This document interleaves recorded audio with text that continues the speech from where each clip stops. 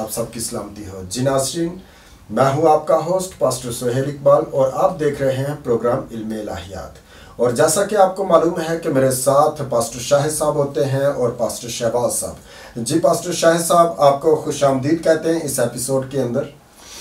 मसीह यीशु के जलाली और बाबरकत नाम में आप सब गुड शेपर्ड टेलीविजन देखने वालों को मेरा बहुत बहुत सलाम कबूल हो।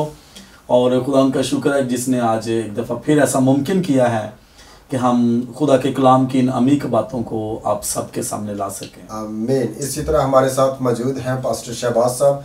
जी शहबाज साहब, आपको खुशामदीद कहते हैं। थैंक यू पास्टर सोहेल साहब, खुदा आपको बरकत दे। और मैं नाजरीन का भी शुक्रिया अदा करना चाहता हूँ जो तसलसल के साथ हमारे प्रोग्राम को देखते हैं और हम उनके शुक्रगुजार हैं और मेरा ईमान है कि वो इस कलाम के वसीला से बरकत पा रहे हैं। आमीन आमीन।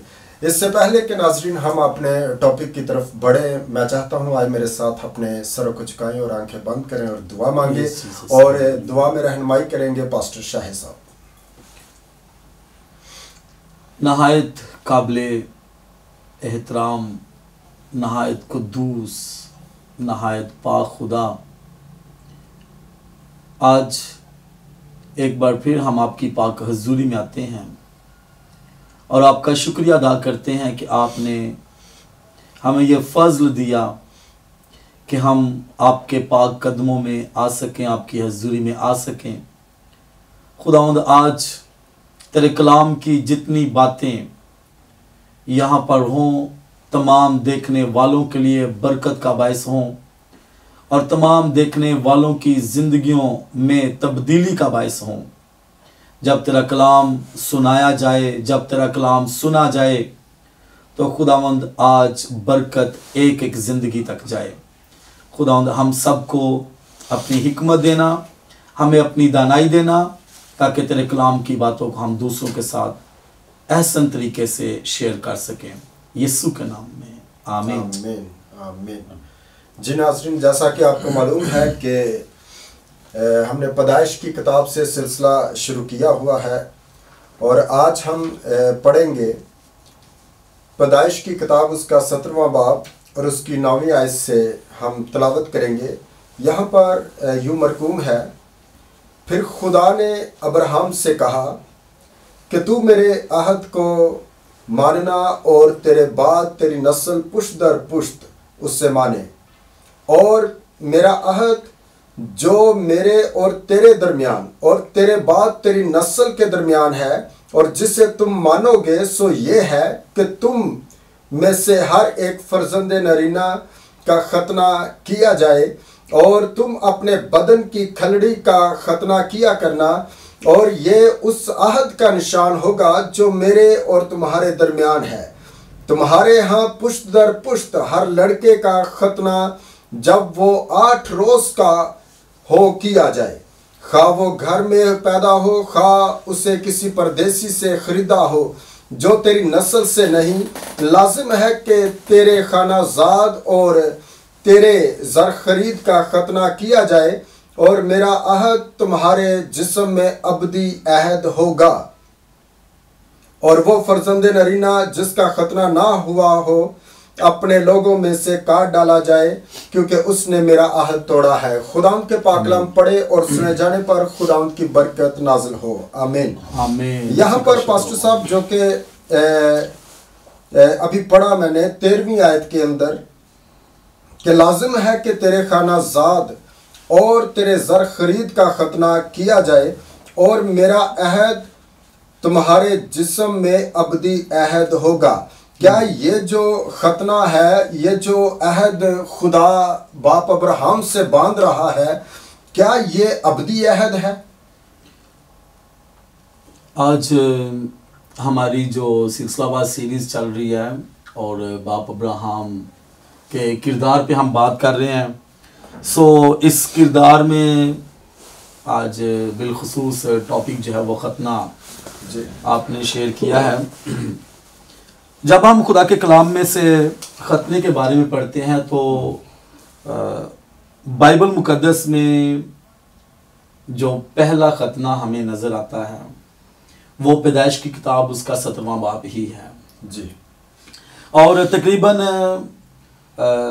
100 दफ़ा 100 मरतबा बाइबल मुकद्दस में इस ख़ास पॉइंट को जो है वो डिस्कस किया गया है।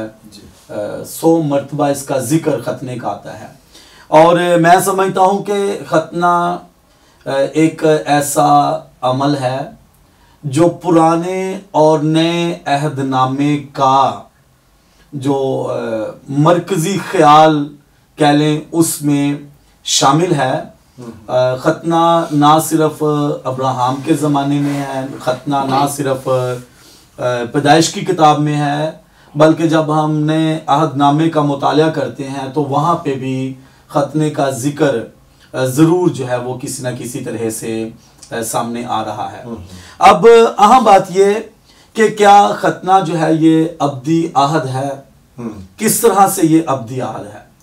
जब हम अहद की बात करते हैं तो अहद चूंकि दो पार्टीज के दरमियान बांधा जाने वाला अमल होता है और ये दो फ्रीकैन के दरमियान अहद जो बांधा जाता है तो ये किसी खास अमल के तहत। और लास्ट टाइम हमने इस बात का जिक्र भी किया था कि जब हम तारीख का मुताला करते हैं तो आहद जो है वो जब दो पार्टीज के दरमियान आहद बांधा जाता था तो किसी एक जानवर को लेकर उसके दो हिस्से करके या फिर एक जानवर से ज्यादा जानवरों को लेकर उनके दो दो टुकड़े करके तो उनको एक दूसरे के मुकाबल आमने सामने रखा जाता था। और आमने सामने रख के तो उन फ्रीकैन को उन गोश्त के टुकड़ों के दरमियान से गुजारा जाता था इस इकरार के साथ कि अगर कोई हम में से इस आहद को तोड़े तो वो इसी तरह से टुकड़े टुकड़े कर दिया जाए।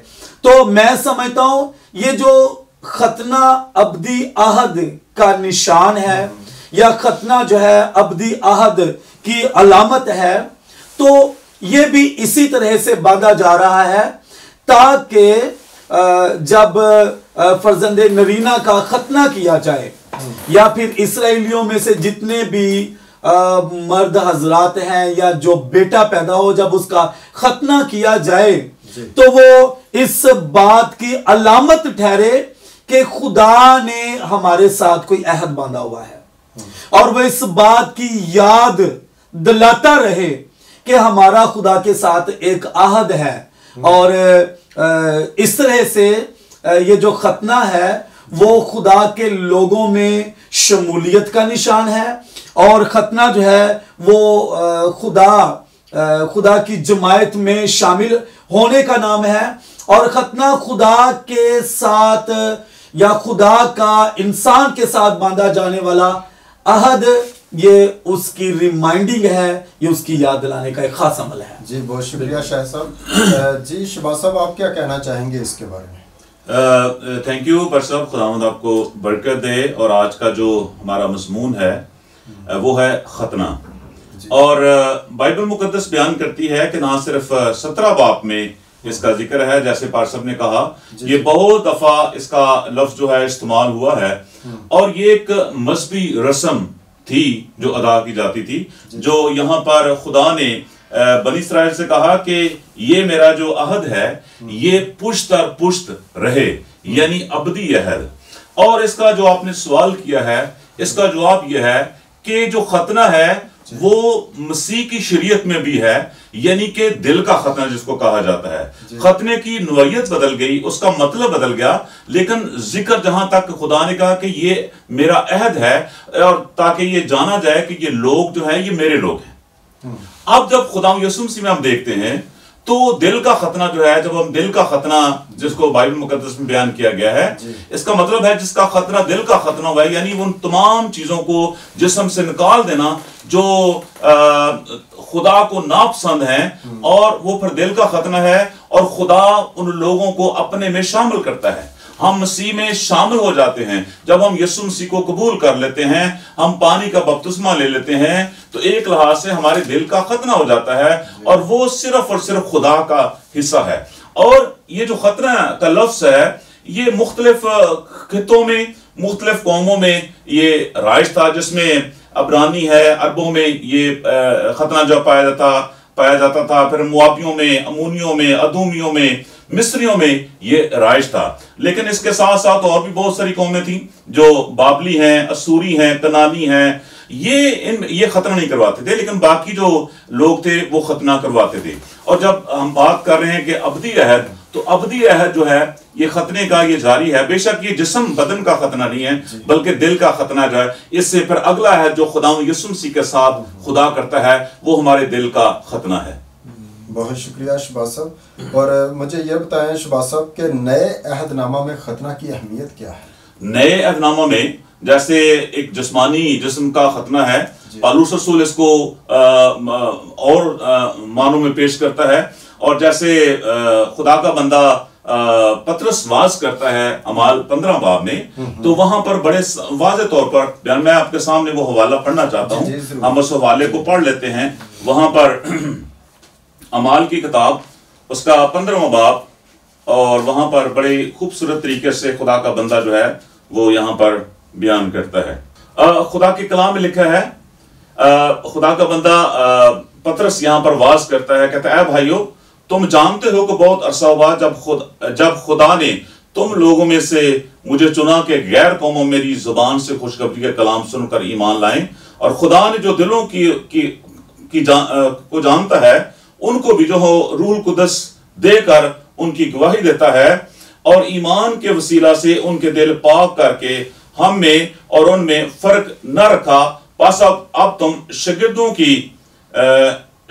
की गर्दन पर ऐसा जुआ रखा है जिसको ना हमारे बाप दादा उठा सकते थे, ना हम खुदा को क्यों आजमाते हो। चनाचा हमको यकीन है कि जिस तरह वो खुदा यीशु मसीह के फजल से नजात पाएंगे उसी तरह हम भी पाएंगे। यानी नजात जो है वो खुदा यीशु मसीह के वसीला से है, और जो अहद है वो यीशु मसीह के खून के वसीला से है। और जैसे मैंने पहले बताया कि जो दिल का खतना है वो यीशु मसीह के वसीला, उस पर ईमान लाने से हमारे दिल का खतना जो है वो हो जाता है। आमीन। बहुत शुक्रिया शहबाज साहब। जी शाह साहब, मैं पूछना ये चाहता हूँ कि पुराने अहदनामे में जो कि अहद ये बांधा गया बाप अब्राहम से, तो क्या ये उनके लिए ये निजात के लिए निशान था या क्या था? असल में तो ये पाकीज़गी की अलामत भी जाहिर होता है। ये जो खतना है ये नापाकी के अलग होने की एक अलामत है या एक निशान है। तो ये क्लीनेस को, पाकीज़गी को भी जाहिर करता है। जब हम खुदा के कलाम में से यिर्मयाह नबी का सहीफा उसका 9वां बाब और 25वीं आयत पढ़ते हैं, तो वहां पे लिखा है कि देख वो दिन आते हैं, खुदावंद फरमाता है, जब मैं सब मख्तूनों को नामख्तूनों के तौर पर सजा दूंगा, सब मख्तूनों को भी नामख्तूनों के तौर पर सजा दूंगा। मिस्र और यहूदा और अदूम और बनी अमून और मुआब को, और उन सब को जो गौ दाढ़ी रखते हैं, जो बियाबान के बाशिंदे हैं, क्योंकि ये सब कौमें नामख्तून हैं, और इसराइल का सारा घराना दिल का नामख्तून है। तो जब हम इसकी थोड़ी सी गहराई में जाते हैं, तो अगर किसी शख्स का दिल नापाक है, अगर उसकी जिंदगी गुनाहों से लदी पड़ी है और वो खुदा से बहुत दूर है और खुदा से प्यार नहीं करता, और खुदा के कलाम में लिखा है जो शख्स खुदा से प्यार नहीं करता वो मलाउन है, और उसके बाद वो खुदा को पहचानना जिन लोगों ने पसंद नहीं किया, तो अगर वो जिस्मानी तौर पे खतना करवा भी लें, तो खुदावंद कहता है कि मैं उनके खतनों से भी खुश नहीं हूं।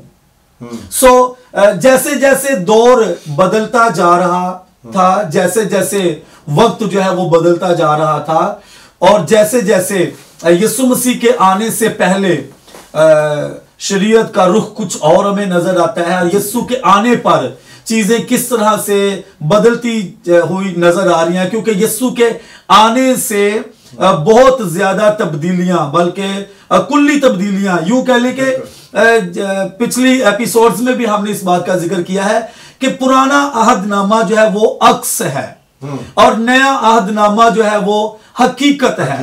तो हर वो काम जो खुदा नए अहदनामा में अपने बेटे यीशु मसीह के जरिए से करना चाहता था, उसको किसी ना किसी तौर से खुदा ने पुराने अहदनामा में जरूर जाहिर किया है, थोड़ा सा दिखाया है, यूं कह लें पैटर्न के तौर पे या किसी भी तरह से।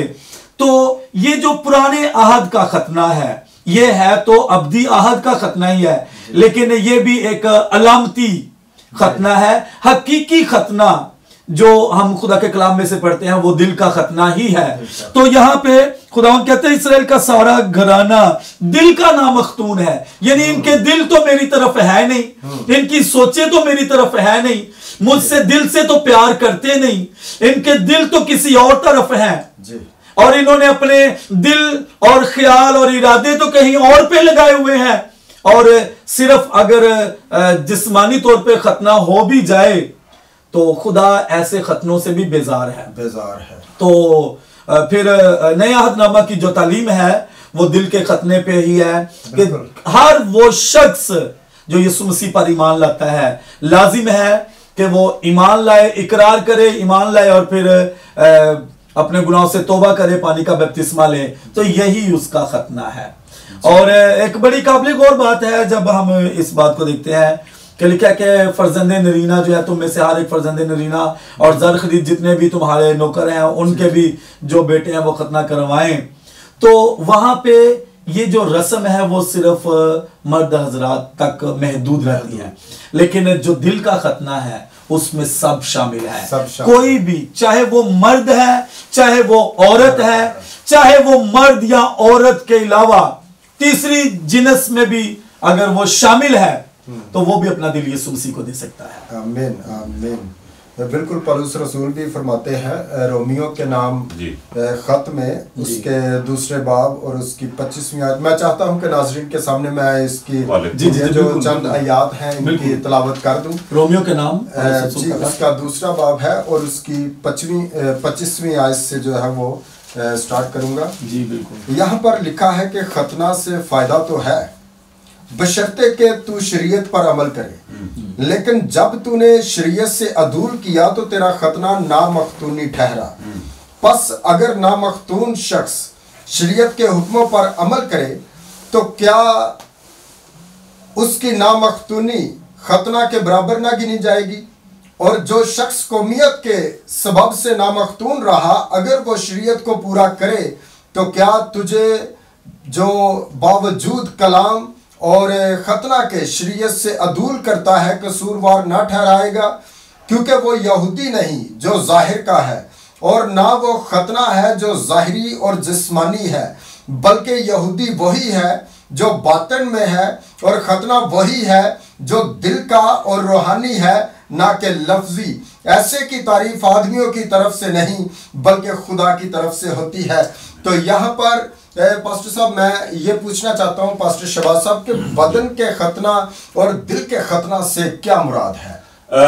बदन का खतना जो है वो जैसे हम बाइबल मुकद्दस पढ़ा है कि इब्राहिम से खुदा एक अहद करता है कि तुम्हारा खतना किया जाएगा, यानी बदन का खतना वो है। और खुदा ने देखा, जैसे परसम ने बताया, कि इसके बावजूद खुदा ने उनके साथ अहद किया कि ये मेरे लोग हैं। ये एक अहद होगा, ये निशानी होगी कि ये मेरे लोग हैं, लेकिन इसके बावजूद वो खुदा के लोग ना ठहरे। और हम बाइबल मुकद्दस में देखते हैं कि बार बार वो सरकश होते हैं, बागी होते हैं, और खुदा उनसे बेजार है। पुराने अहदनामे में हम जब पढ़ते हैं उनकी बहुत सारे जो गलत काम है वो सामने नजर आते हैं। और खुदा का कलाम बयान करता है, जैसे अभी यर्मिया का हवाला पढ़ा, कि ये बेदीनों और जो मख्तून लोगों में कोई फर्क नहीं है।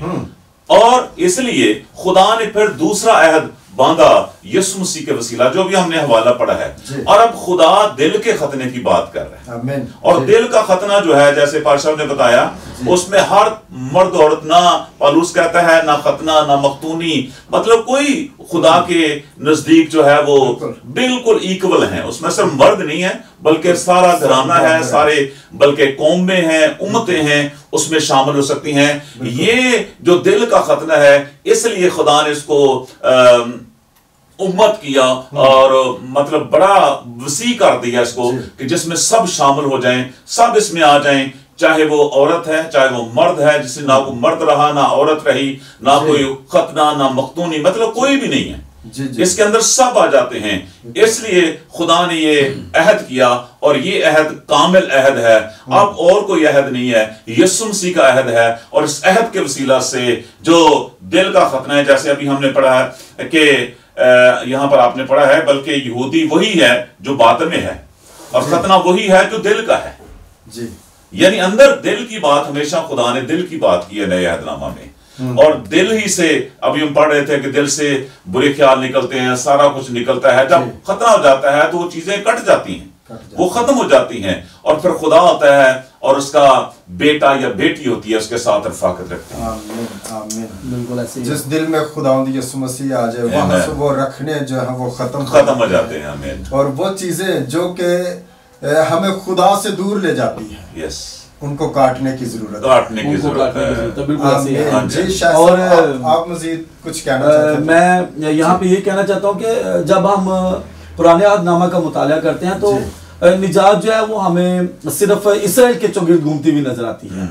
हाँ, तो नए अहदनामा में जब हम आते हैं तो तमाम कौमों के लिए, तमाम उम्मतों के लिए, चाहे वो किसी भी मजहब के साथ ताल्लुक रखने वाला शख्स है, तो वो दिल के खतने के वसीला से हमारे यीशु में शामिल हो जाता है। तो खतना पुराने अहदनामा में भी वो शमूलियत का नाम ही कह लें कि इसराइल में उनकी शमूलियत, जब हम यशवा की किताब को पढ़ते हैं तो वहां पे खुदा ने यशवा को कहा कि तू इनके ना एक बार फिर खतने कर। वो जब बियाबान में आते हैं, क्यों? खुदा ने कहा जो पुराने थे उनमें से बहुत सारे तो मर गए हैं, अब नयों के तो कोई खतने नहीं हुए, और कुछ जो है वो मिस्र में से शामिल हो गए इनके साथ, और कुछ रास्ते में जब बियाबान में तो कुछ नई पैदाइश हुई है। तो इससे यूं जाहिर होता है कि ये जाने जाएं कि ये खुदा के लोग हैं और खुदा में शामिल हैं और ये खुदा की खास उम्मत है। तो नए अहदनामा में ये निजात, ये अहद सिर्फ इसराइल तक महदूद नहीं है, बल्कि तमाम लोगों के साथ है। जो भी उसको कबूल करता है, जो भी अपना दिल उसको देता है, वही कि सारी नापाकी जो है वो दिल से काटनी है जी। हर तरह की नापाकी, हर तरह की नाराजगी। और मैं तमाम देखने वालों को यह बताना चाहता हूं कि आपकी सारी की सारी नाराजगी से आपको पाक करने के लिए सिर्फ और सिर्फ यीशु मसीह का खून है। चाहे आपका ताल्लुक किसी खानदान के साथ, किसी कबीले के साथ, आप जहां कहीं भी आए, किसी मुल्क में भी रहते हैं, जो कोई भी आज गुड शेपर्ड टेलीविजन देख रहा है, मैं आप सबको बताना चाहता हूं कि अगर आप चाहते हैं कि खतना जो है वो नापाकी के उतर जाने का नाम है, तो दिल से जो नापाकियां निकालनी है या जो कटवानी है वो आप खुद से नहीं कर सकते। आपको सारी नाराजगी से पाक करने के लिए यीशु मसीह का खून जो है वो काफी है। आमीन। बिल्कुल। मैं बताना चाह रहा हूं कि वो जो पैदाइश 17 बाब में जिक्र है कि अबदी अहद, बिल्कुल अबदी अहद, तो अबदी अहद खुदा कलाम लिखा है कि खुदा इंसान नहीं कि वो झूठ बोले या अपना इरादा बदले। बिल्कुल, ये तसलसल जारी है। बिल्कुल, खुदा ने उसका तरीकाकार बदल दिया, क्योंकि अगर बदन की खलड़ी का उतरना, उससे अगर बंदा पाक हो तो फिर तो बाकी रह जाए, जैसे पार्सल में बताया। और खुदा ने वो जो सिलसिला है वो जारी है। बिल्कुल, अहद जारी है, वो नए अहदनामे में भी जारी है। खुदा की सोच वही है। अब खुदा ने पैटर्न बदल दिया, खुदा ने तरीकाकार बदल दिया है, और दिल सब चीजों में हीलाबाज और लाइलाज। बिल्कुल, खुदा ने उसकी बात की है, खुदा ने दिल की बात की है। दिल का खतना जब हो जाता है, और जैसे खुदा यीशु मसीह ने कहा कि सारी चीजें अंदर से निकलती हैं, और जब वो बंद हो जाएगी, जब रखने बंद हो जाएंगे, और हम पढ़ते हैं खुदा कहता है मैं दाऊद के फिर उसको खैमे को खड़ा करूंगा और उसके रखनों को बंद करूंगा, उसके खंडर को मरम्मत करूंगा। और फिर दिल की बात आ गई। अब जिस्म की बात नहीं है, अब बदन की बात नहीं है, अब दिल की बात है। अब दिल के वसीला से जब हमारा दिल तब्दील हो जाता है तो हमारा बदन तब्दील हो जाता है, हमारे ख्यालात तब्दील हो जाते हैं, हमारी सोच तब्दील हो जाती है, हमारे इरादे तब्दील हो जाते हैं। यानी कि एक एक चीज हमारी बदल जाती है। और खुदा ने हमारे दिल पर निगाह की है। वो हमेशा, लेकिन लिखा है कि इंसान जाहिरी चीजों पर निगाह करता है लेकिन खुदा दिल पर निगाह करता है। और जब खुदा ने हमारे दिल पर निगाह की, इंसान के दिल पर निगाह की, तो लिखा है कि इंसान के ख्यालात सदा ही बुरे हैं, सदा ही बुरे हैं, वो बुराई की तरफ बढ़ते हैं। जैसे कलड़ी का खतना हो गया लेकिन वो फिर वैसे के वैसे हैं। लेकिन जब इंसान के दिल का मेरे अजीजों खतना हो जाता है, जब उसकी गंदगी, रूहानी गंदगी जाती रहती है, वो अंदर से उसका डस्टबिन जो गंदगी से भरा है वो निकल जाता है, तो फिर वो खुदा के लिए तैयार हो जाता है। ये है खतना, जो दिल का खतना है। और खुदा, मेरा ईमान है कि खुदा दिल के खतने के लिए इंसान को तैयार कर रहा था, और अब हर एक इंसान के दिल का खतना होता है जो यीशु मसीह पर ईमान लाता है, और उसके लिए हमेशा की जिंदगी का खुदा ने वादा किया जिसका दिल का खतना हो जाता है। जी बिल्कुल जी पास्टर शाह साहब। और हम जो खुदा के कलाम की इन कीमती बातों को आपके साथ शेयर करते, तो हमारा हर एपिसोड का हमारा यही मकसद होता है कि आप में से जितनों ने अभी तक यीशु मसीह को कबूल नहीं किया वो उसको निजात दींदा कबूल करें। तो अगर अभी तक आपका दिल का खतना नहीं हुआ तो आज ही इकरार करें और आज ही यीशु मसीह पर ईमान लाएं, आज ही अपना दिल उसको दें और वो आपके दिल का खतना कर देगा। हालेलुया। क्योंकि हमें पाकीज़ा जिंदगी गुजारने की जरूरत है, बिल्कुल हमें यीशु मसीह की जरूरत है, बिल्कुल आज कहने की जरूरत है कि खुदा मुझे तेरी जरूरत है, आज ये कहने की जरूरत है। और जब हम पाकीज़ा जिंदगी बसर करते हैं तो यही दिल का खतना है, जो कि आज नाज़रीन खुदा के खुदाम ने बड़ी ही खूबसूरती के साथ आपके साथ शेयर किया कि दिल का खतना है क्या। दिल का खतना यही है कि अपने दिल से नापाकी को काट डालें, खत्म कर दें और दिल को पाक करें, क्योंकि ये सारी चीजों में ज्यादा हीलेबाज है और ला इलाज है, और जो ला इलाज है वो खुदावंद यीशु मसीह मांग रहा है। आमीन। ला इलाजों का इलाज वही करता है, वही करता है। जिस तरह के डॉक्टर जो है वो कह देते हैं कि इस मरीज का जो इलाज हमारे पास नहीं है, इसे घर ले जाए, तो फिर घर ले जाकर उसे ऐसे छोड़ा नहीं जाता, बल्कि उसे फिर यीशु के हवाले कर दिया जाता है और यीशु उसका इलाज करता है। इसलिए यीशु मसीह कहता है, खुदा कहता है कि दिल जो है ये हिलाबाज है और ला इलाज है, ये मुझे दे दो। और यहाँ पे एक बड़ी खास बात भी आती है सामने कि लिखा है कि क्या तुम नहीं जानते कि जो तुम्हारा दिल है जी वो खुदा का मकदस है। तो यही खुदा को जरूरत है, इसी की जरूरत है। मैं ये कहना चाहता हूँ कि देखें, जो रिफाकत का सिलसिला स्टार्ट हुआ था बागियादन से, तो वो भी जाता रहा, फिर खैमा इज्तिमा बन गया, वो भी जाता रहा, फिर हैकल बनवा दी खुदा ने, फिर वो भी खत्म हो गई। अब खुदा के जो रिफाकत रखने की जगह है वो नाजरीन और साइमीन, वो आपका दिल है। आमीन। तो खुदा दिल ही मांगता है, बिल्कुल यही उसका मकदस है और इसको बर्बाद होने से बचाएं। बिल्कुल बर्बाद ना करें, तबाह ना करें, क्योंकि कलाम में लिखा है कि जो उसके मकदस को बर्बाद करेगा खुदा उसको बर्बाद करेगा। और जैसे उस वक्त खुदा अब्राहम को और यशवा को कहता था ना कि इनका खतना करके तो फिर मुझ में शामिल करें, आज भी वो अपने खादमों की ड्यूटी लगाता है, इनकी तौबा के वसीला से पानी का बपतिस्मा देकर इनके दिल का खतना करके मुझ में शामिल करें। आमीन। तो पर सब जिक्र है बाइबल मुकद्दस में जी कि अब जिस्म के काम तो जाहिर हैं, यानी हरामकारी, नापाकी, शहवत परस्ती, बदनजरी, बदगोई, बोग्स, कीना, और ये सारी बातें जो है ये इंसान के अंदर से पैदा होती हैं। इब्लीस का बीज है जो हमारे दिल में बोता है, और फिर खुदा से हमारा वो है, खुदा पीछे हट जाता है जब वो देखता है कि इसका दिल बिल्कुल गंदा है, और खुदा फिर हमारे करीब नहीं आता। हमें चाहिए कि इन तमाम चीजों को जो जिस्म के काम है उनको काट डालें, और फिर रूह का फल है मोहब्बत, खुशी, इत्मीनान, वो खुदा हमारे दिलों में बोता है, और शैतान ये बीज बोता है, और फिर खुदा उसको काटता है, और फिर हमारे अंदर हमारे साथ एक नया अहद खुदा बांधता है। जी बहुत शुक्रिया पास्टर शहबाज साहब, पास्टर शाह साहब। आज जो के बाबरकत बातों का सिलसिला जारी था, लेकिन वक्त की ये भागती हुई सुइयां हमें इजाजत नहीं देती कि हम मजीद कुछ बोल सके। खुदावंद आपको बरकत दे और इसी तरह आप दोनों को अपने जलाल के लिए कसरत के साथ इस्तेमाल करता रहे, और आप हमारे नाजरीन को कलाम मुकद्दस के गहरे बेदों को जो है वो हमारे नाजरीन तक पहुंचाते रहें, और हमारे नाजरीन कलाम के गहरे भेदों को जानकर बरकत पाते रहे। आमीन। खुदावंद आपके साथ हो। और नाज़रीन, अब वक्त हुआ चाहता है कि मैं आपसे इजाजत चाहूँ अपने होस्ट पास्टर सोहेल इकबाल को और पास्टर शाहिद गिल, पास्टर शहबाज साहब को इजाजत दें। फिर मिलेंगे नए एपिसोड में नई बातों के साथ, नए टॉपिक के साथ। तब तक के लिए हमें इजाजत दें। देखते रहें